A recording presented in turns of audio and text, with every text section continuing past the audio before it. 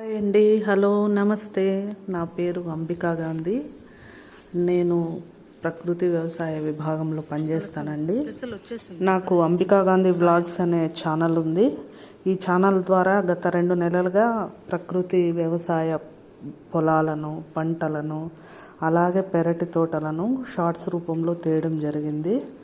అయితే ఇంకా ఏదో చేయాలనిపించి ఇప్పుడు ప్రకృతి వ్యవసాయ విధానంలో పండించే పంటల విధానాన్ని మీ అందరికీ తెలియజేయాలనుకుంటున్నాను. ఇందులో భాగంగా మొదటగా నా పొలంలో పంటలు పండిస్తూ వాటికి నేను ప్రకృతి వ్యవసాయ విధానంలో ఎటువంటి జీవ పదార్థాలు వాడతానో మీకు అందరికీ తెలియజేయాలనుకుంటున్నాను. ఇందుకు గాను నా 1 ఎకరా పొలంలో అన్ని మోడల్స్ వేయడం జరిగింది. దానికి మొదటి నుండి మనం ఏం చేస్తామనేది మీకు చెప్తాను. మనము పంట పెట్టే ముందు 45 రోజుల క్రితమే మనము ఒక 20-25 రకాల విత్తనాలు కలిపి చల్లుకోవాలి పొలంలో. అలా చల్లుకున్న విత్తనాలు 45 రోజుల తర్వాత మన పొలంలో కలియ దున్నేసి తరువాత ప్రధాన పంట వేసుకుంటే మన భూమికి పోషకాలు బాగా అందుతాయి. రకరకాల వేరు వ్యవస్థ ఉన్నందువల్ల మనకు అంబికా గాంధీ. నేను బంగారుపాలెం మండలంలో L1 క్యాడర్గా పనిచేస్తున్నాను. నేను పనిచేసే యూనిట్లో 1 ఎకరా భూమి కల్లూరుపల్లి గ్రామంలో లీజు తీసుకుని ఇక్కడ నేను గత 2 సంవత్సరాలుగా ప్రకృతి వ్యవసాయం చేస్తున్నాను. Last year A grade, A+, A++ వేశాను. ఈసారి ప్రధాన పంటగా నేను నాకున్న 3/4 ఎకరా పొలంలో ఏ గ్రేడ్ కింద మొక్కలు పెట్టడం జరుగుతుంది. ఇందులో ప్రధానంగా 5 ప్రధాన పంటలు తీసుకున్నాను. ఇందులో వచ్చి మునగ, సీతాఫలము, అరటి, తర్వాత బొప్పాయి, మునగ, ఈ 5 ప్రధాన పంటలు తీసుకొని వాటిని నాటుకోవడం జరుగుతుంది. అట్లే దీంట్లో అంతర పంటల కింద అనప, అలసంద, కంది, ఆముదము, మొక్కజొన్న ఇవి లైన్ సోయింగ్ వేసుకోవడం జరిగింది. అట్లే ఈ మధ్యలో ఉన్న ఖాళీ స్థలంలో ఆకుకూరలు వేసుకోవడం జరిగింది. అయితే ఇందులో A++ మోడల్ కింద దాదాపుగా మేము 20 నుండి 21 రకాలు ఇందులో వేయడం జరుగుతుంది. దీంట్లోనే ఒక సైడ్ కల్లా సూర్యమండలం మోడల్ 2 సెంట్ల సూర్యమండలం వేసుకోవడం జరిగింది. అందులో కూడా ఆకుకూరలు, కూరగాయలు, గడ్డ జాతి, తీగ జాతి మొత్తం కలిపి 29 రకాల విత్తనాలు అందులో కూడా సోయింగ్ చేయడం జరిగింది. ఓకే, అయితే ఈరోజు జిల్లాలో నిర్వహించిన 5 రోజుల క్యాడర్ల శిక్షణ కార్యక్రమంలో భాగంగా 3వ రోజు ఈరోజు క్షేత్ర సందర్శనలో నా ఫీల్డ్కు అందరూ రావడం జరిగింది. అయితే ఇక్కడికి విచ్చేసిన శిక్షణకు హాజరైన L1, L2 చేతనే మనము ఈరోజు డెమో రూపంలో ఫీల్డ్లో నాటడం జరుగుతూ ఉంది. అది మనము ఏ మొక్క ఎక్కడ పెట్టాలి, ఎన్ని రకాలు వేస్తే A+, A++, A++ అవుతుందని చూస్తూ చేయడం జరుగుతూ ఉంది. ఇలా చేయడం వల్ల అందరి ఫీల్డ్లో కూడా ఎట్లా నాటుకోవాలనేది తెలుస్తుంది కాబట్టి ఇది చేయడం జరుగుతూ ఉంది. అట్లే ఇది సూర్యమండలం మోడల్ ఇన్సేపు చెప్పుకున్నట్లు 1 సెంటు భూమిలో సూర్యమండలం మోడల్ వేయడం జరుగుతూ ఉంది. అందులో భాగంగా దీంట్లో 21 రకాలు ఆకుకూరలు, కూరగాయలు, గడ్డ జాతి, తీగ జాతి అన్ని రకాలు కలిపి ఇందులో మన క్యాడర్లే ఇక్కడ నాటడం జరుగుతుంది. వాళ్ళకి నాటుతూ ఎక్స్ప్లెయిన్ చేయడం జరుగుతుంది.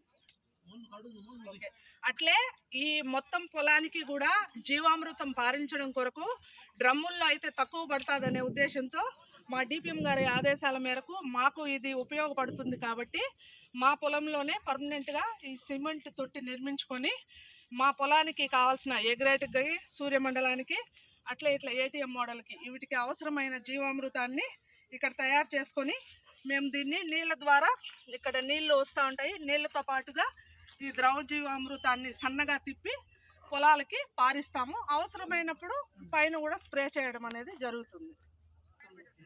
ఓకే, అట్లే ఇటుపక్క ఉన్న 20 సెంట్ల భూమిలో ATM మోడల్ అనేది వేసుకోవడం జరిగింది. ఇందులో కూడా ప్రధాన పంటలు 6 వేసుకొని దాంతోపాటు అంతర పంటల కింద కూరగాయలు, గడ్డ జాతి అవన్నీ కూడా నాటుకోవడం జరిగింది. దీనికి కూడా ఆ ద్రవజీవామృతం తొట్టి నుండే మనం ద్రవజీవామృతం అలా తీసి వదిలేసి కాలువల్లో పారించడం జరుగుతుంది.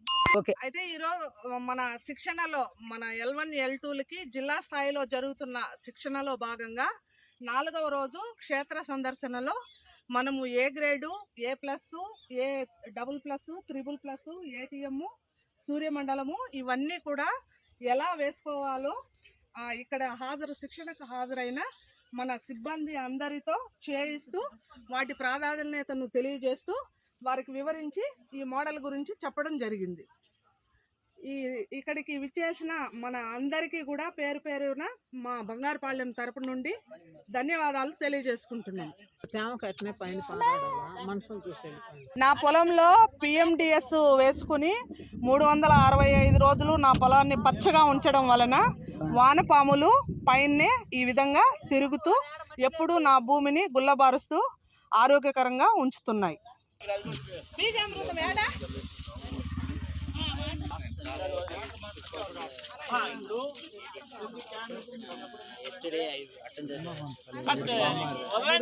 మా అందరికీ ప్రతి సంవత్సరం మనకు కూడా క్యాడర్ల యొక్క ఫీల్డ్ వెరిఫికేషన్ ఉంది.